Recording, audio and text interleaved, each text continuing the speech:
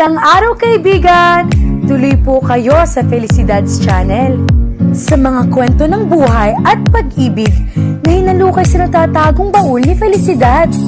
Pero bago po tayo magpatuloy, huwag niyo pong kalilimutan na i-like ang video, i-subscribe ang channel, at i-click ang notification bell para lagi kayong updated sa mga parating pa na upload.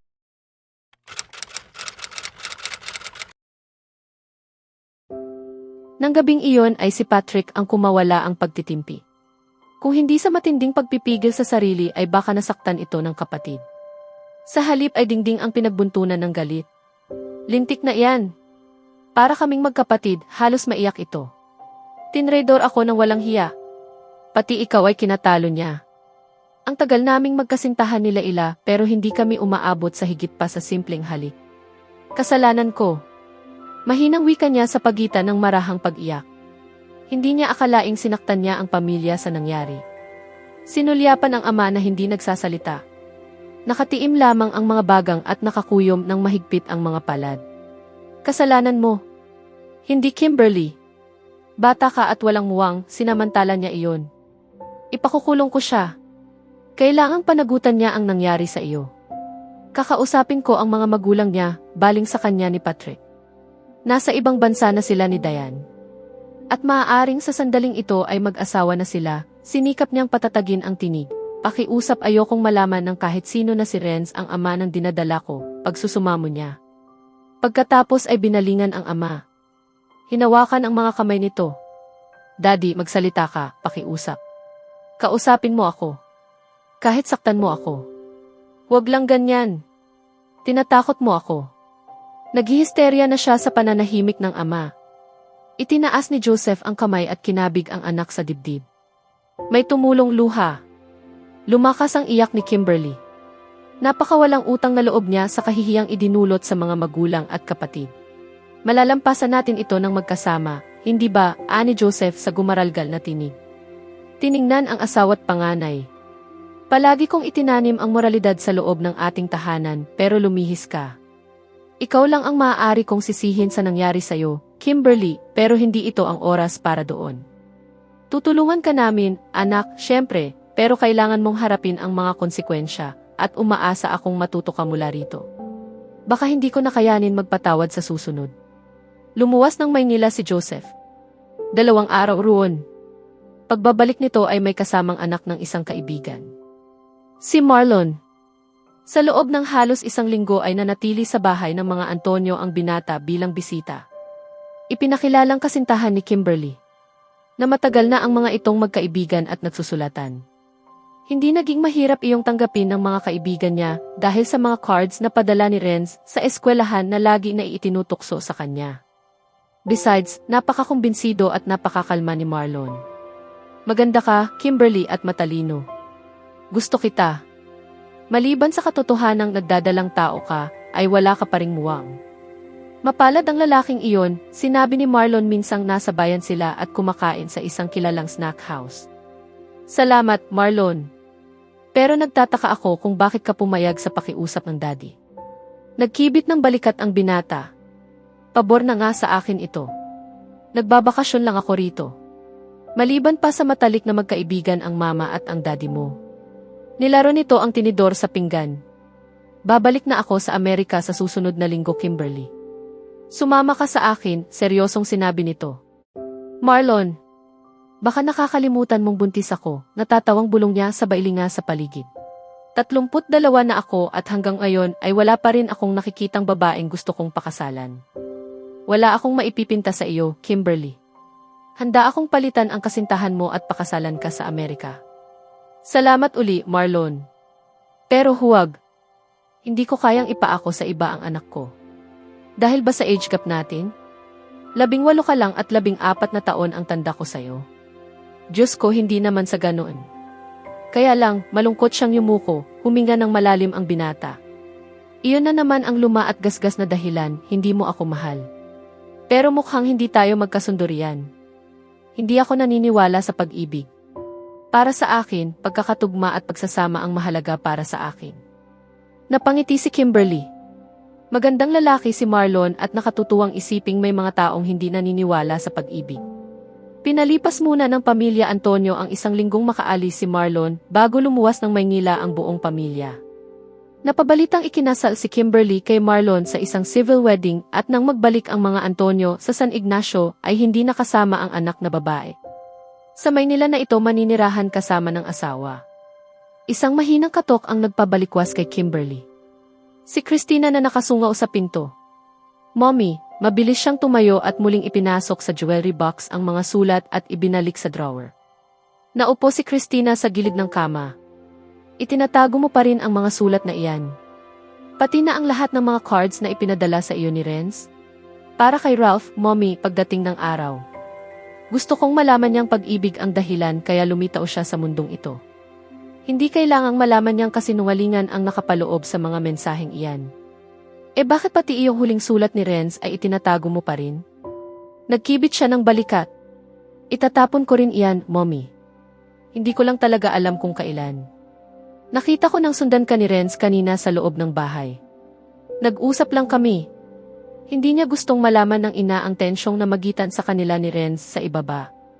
Hindi siya nag-asawa, Kimberly. Hindi na nasundan ang balitang sinabi sa iyo ni Diane noon. Sa palagay mo ba ay huli na para? Mommy, siguro napagod na rin siya sa akin. Alalahanin ninyong pinangakuan din niya ako ng kasal. Hindi na siya bumalik dito makalipas ang 6 na buwan, kaya talagang niloko lang niya ako." Tumigas ang mukha niya. "Hanggang ngayon, mahal mo pa rin siya," malungkot na wika ni Christina. Hindi makuhang tumanggi ni Kimberly. "Bigyan mo ako ng panahon, Mommy. Lilipas din ito. Makakatagpo rin ako ng lalaking muli kong mamahalin. At mamahalin din kami ni Ralph." Hindi kumibo si Christina. Umaasa itong gaanon niya ang mangyayari pero sa nakikita sa anak ay tila mahirap mangyari iyon, lalo na't ang apo ay nagsisilbing paalala ng ama. "Mommy, hahabulin ko ang pang-alas 3 na biyahe ng bus patungong Maynila. Naroon na marahil ako bago mag-10 ng gabi.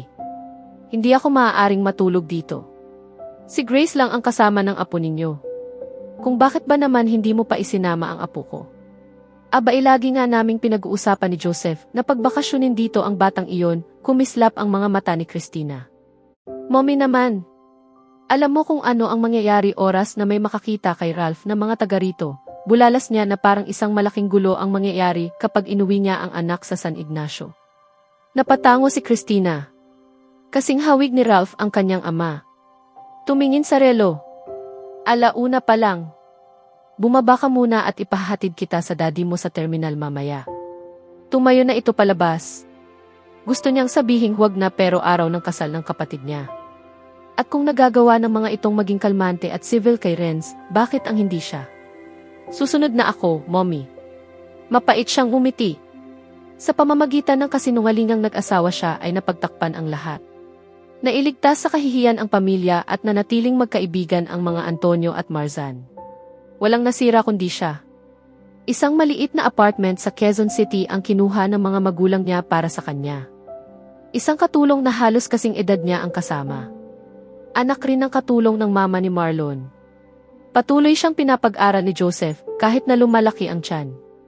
Hindi siya nakaligtas sa mga mapang-uyam na mga bibig at mata ng mga kapitbahay pero tiniis niyang lahat ang mga iyon. Sa huling trimester niya ay malimit nang bumibisita si Christina. At kung minsan ay tumatagal ng 2 linggo. Alam niyang kailangan din ng daddy niya ang asawa at lagi na ay taglay niya sa dibdib ang guilt. Nanatili sa tabi niya si Christina hanggang sa dumating ang kabuwanan niya at makapanganak siya. Dumating din doon ang daddy niya at si Patrick. Nabuhusan ng malamig na tubig ang galit ni Patrick nang masilayan ang pamangkin. Nagkaroon ng panibagong sigla sa buhay ng mga Antonio dahil sa paglitaw ni Ralph. Nabayaran ng anak ang lahat ng hirap at pagtuyang tinanggap niya sa mga kapitbahay sa Quezon City. 2 semester, bago siya gumraduate ay tinanggap niya ang alok ng mama ni Marlon na sa kumpanya nito magtrabaho. Tinanggihan na niya ang unang alok nitong sa bahay nito tumira dahil nag-iisa naman ito. Pero sa pagkakataong ito ay kailangan niya ng trabaho. Hindi kailangang sa habang panahon ay sustentuhan siya ng mga magulang. Hindi niya kailangang pairalin ang pride na dapat siyang tanggapin sa trabaho sa sariling merits. Sa kabila nito, alam niyang matalino siya at mahusay. Dahil sa likas na talino, 2 beses siyang na-promote ni Laura Balmes, ang mama ni Marlon at may-ari ng Balmes Advertising, Mula sa maliit na apartment ay kumuha siya ng isang unit sa isang townhouse sa San Juan. Bagaman ang daddy niya ang nag-down ay pinagpilitan niyang siya na ang babalikat sa monthly payments. At wala siyang balak bumalik dito sa San Ignacio kung hindi dahil sa kasal ni na Patrick at Laila. Inayos niya ang sarili at muling nakihalubilo sa mga bisita. Hindi niya binigyan ng pagkakataon si Renz na muli siyang lapitan. Hindi siya humalo sa mga dating barkada. Sa halip ay hindi siya humihiwalay sa grupo ng mga magulang. Alam din niyang sinusundan ni Renz ang lahat ng kilos niya. Ilang beses silang nagkatitigan. Bagaman humingiti ay naroon pa rin ang galit sa mga mata nito. Bandang 2:00 ng hapon nang bulungan niya ang ama na ihatid na siya sa terminal. Lakas loob niyang nilapitan ang grupo ni na Lilibeth dahil kailangan niyang magpaalam sa mga ito. Doon nakaupo si Renz. Beshi, pasensya na pero kailangang maiwan ko na kayo, nakangiti niyang sinabi. Pinisil niya ang balikat ni Lilibeth. Ang daya mo, Kimberly ha. Hindi pa man lang tayo nagkakakwentuhan, may himig ng tampo ang tinig ng kaibigan at kababata. Ang buong akala namin kaya pinagbigyan ka naming huwag dito maupo ay dahil dito ka matutulog. At balak naming dito na rin matulog para magkakwentuhan naman tayo, ganoon din ang tinig ni Ana. Nakadama ng guilt si Kimberly. Sinikap niyang muling bumiti. Kailangan ko na talaga umalis, mga besh. Hahabulin ko ang 3:00 na biyahe. Baka hindi siya pinayagan ng boyfriend niyang mag-overnight dito sa bahay ng mga magulang niya, naroon ang panunuya sa tinig ni Renz. Sinikap niyang balewalain iyon. Tama yan. Hindi papayag si Ralph na dito ako matulog. Mamimiss niya ako. Di ba, mga besh? Sige na nga, utang ko ito sa inyo. Balang araw, magpaplano ako ng reunion. Marami ka ng utang, mahal, si Renz na ang talim ng tinig ay hindi nakaila sa kanya. Ilista ninyong lahat. Sige na besh at walang lingong tumalikod. Hanggang ngayon ba naman, Renz, mahal pa rin ang tawag mo kay Kimberly eh. Nagkaasawa na't lahat iyong tao, sabi ni Ana. Narinig niya iyon dahil huminto pa sa isang mesa si Joseph at may kinausap. Hindi basta-basta namamatay ang mga dating nakasanayan, ang narinig niyang sagot ni Renz, bago siya tuluyang lumakad palayo. Naramdaman niya ba ang kirot sa tinig niya? Umailing si Kimberly. Inalis sa isip iyon at nakaringgan lamang niya marahil. Sumakay na sa kotse ng ama. Sino si Ralph? Tanong ni Renz sa dalawang babae. Ang 2 taong gulang niyang anak. Katulong lang yata ang kasamang naiwan, si Lilibeth ang sumagot.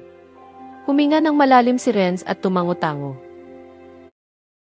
Sa susunod na kabanata, matutuklasan ang mga lihim na magpapabago sa relasyon ni na Kimberly at Renz.